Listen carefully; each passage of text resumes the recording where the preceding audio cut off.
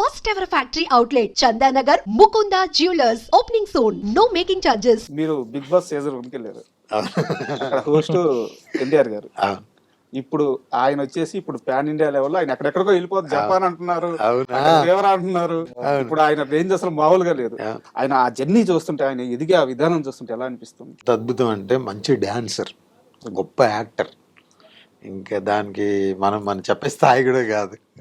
అలాంటి వ్యక్తి 100%. మరి ప్రౌడ్. మనం తెలుగు నుంచి ఎన్టీఆర్ గారు ఉండడం, జూనియర్ ఎన్టీఆర్ ఉండడం చాలా గౌరవ, ప్రౌడ్ గా ఫీల్ అవ్వాల్సిన విషయం. అది అసలు కామెంట్ చేయాల్సిన, అంటే లైక్ ఆయన గురించి ఇది అనుకుని చెప్పుకునే స్టేజ్ లో కూడా లేదు పరిస్థితి. ఆయనతో జర్నీ మాత్రం, అన్నతో జర్నీ అసలు నేను బయటకు వచ్చిన తర్వాత కూడా మళ్ళీ పిలిచి ఏమైంది ఏంటి అని అడిగాను.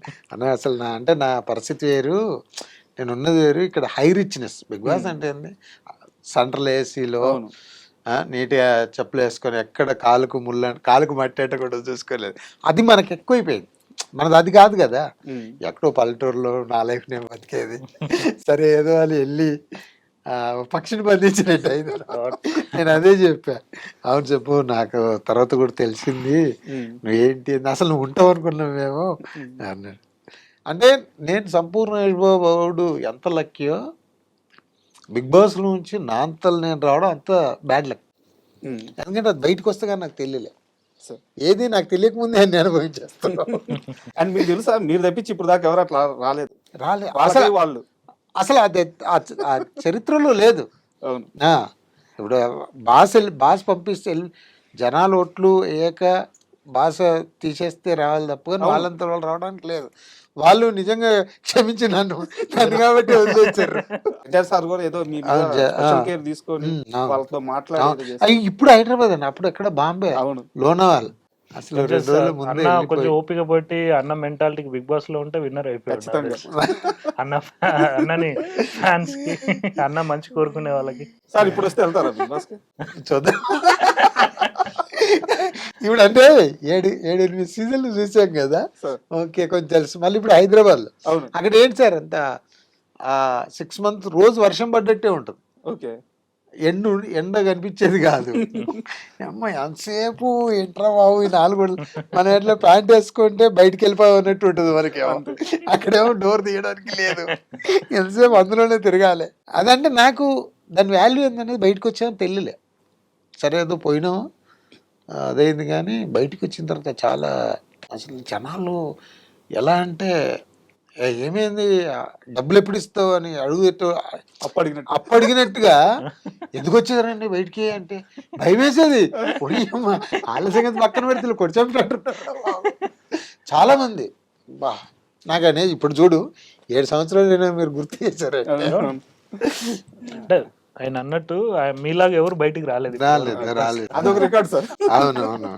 సినిమా విషయానికి వస్తే సార్, ఇప్పుడు సోదర మూవీ బజ్ అయితే మంచిగా బజ్ క్రియేట్ అయి ఉంది. ఎందుకంటే ఆల్రెడీ సాంగ్స్ సక్సెస్ కాబట్టి, అండ్ మీ కాంబినేషన్ మీరు చెప్పినట్టు ఆ స్టార్ క్యాంపెయినింగ్ కూడా ఉంది, అంతా పాజిటివ్గా ఉంది. బట్ ఈ రోజుల్లో ఒక సినిమా తీయడం కంటే ఒక సినిమాని సరిగ్గా ప్రాపర్గా రిలీజ్ చేయడం కష్టం.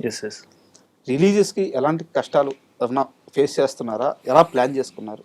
వీఆర్ వర్కింగ్ ఆన్ ఇట్ అండి. రిలీజ్ డేట్ అనౌన్స్ చేశాక ఇండిపెండెంట్ డిస్ట్రిబ్యూటర్స్ కూడా మా ప్రొడ్యూసర్స్ని కాంటాక్ట్ అవుతున్నారు. లైక్ టీమ్ వర్క్ రోజు వీఆర్ డిస్కసింగ్ కదా. So they are planning. Producer actually బాగానే ప్లాన్ చేస్తున్నాడు. ట్రైలర్ రిలీజ్ తర్వాత అసలు వాట్ యాక్చువల్లీ అనేది ఏ డిస్ట్రిబ్యూటర్ అనేది అనౌన్స్ చేస్తాం. మీ దగ్గర ఒక పెద్ద ఐదు ఉంది సార్ ప్రమోషన్స్. లేదు, అది ప్రమోషన్ పక్కన పెడితే అన్నుంటే అన్న సినిమాని చూడడానికి theatre compulsory, percentage audience compulsory రెడీగా ఉంటారు. బట్ వీఆర్ లైక్ ఈ సినిమాని కరెక్ట్ గా ప్రమోట్ చేసి కరెక్ట్ గా థియేటర్ లో పంపించడానికి మా ప్రయత్నం మేము చేస్తాం. ఇప్పుడు మనం చూసుకున్నట్టయితే సంక్రాంతికి వస్తున్నాం, అనిల్ రాయపూర్ గారు స్టార్ట్ చేశారు different type of promotions. Actual గా అలా కంటెంట్ బేస్డ్ చేయాలంటే సంపూర్ణేష్ గారు పర్ఫెక్ట్ గా సరిపోతారు వీడియోస్ కి. అలాంటి ఏమైనా ప్లాన్ చేస్తున్నారా? చేస్తున్నాం అండి. అన్న కూడా చాలా like suggestions, like we're planning. Once trailer launch గట్టిగా అయ్యాక చేద్దాం అనేది వీఆర్ ప్లానింగ్. అండ్ నాకు క్వశ్చన్స్ వచ్చా, అంటే మీరు కానీ కనిపిస్తే చాలా మంది అడగాలనుకున్నాను. ఎట్లా ఇప్పుడు కనిపించారు, నీకు మంచి పేరు వచ్చినప్పుడు జబర్దస్త్ అనేది ఒక రేంజ్లో ఉండింది, ఊగిపోతున్న ఒక మేనియా జబర్దస్త్ అంటే. మీకు అప్పుడు మంచి క్రేజ్ వచ్చింది. ఎప్పుడన్నా ఆఫర్ వచ్చిందా సార్ జబర్దస్త్కి రమ్మని? అవును, చాలాసార్లు అడిగారు, అదే గెస్ట్ రోల్ గురండి అన్న ఆ, ఆ టీం వాళ్ళు. అంటే నాకు కుదరలేదు, వాళ్ళ టైం నా టైం సింక్ అవ్వలేదు. ఉమ్, వచ్చింది గెస్ట్ టీంలలో ప్రమోషన్కి అప్పుడప్పుడు వాళ్ళకి కొన్ని 100 ఎపిసోడ్ అని 200 ఎపిసోడ్ అని గెస్ట్లను పిలుస్తారు కదా, అప్పుడు నేను చాలా మంది అడిగారు. ఉమ్. కానీ నాకు కుదరలే.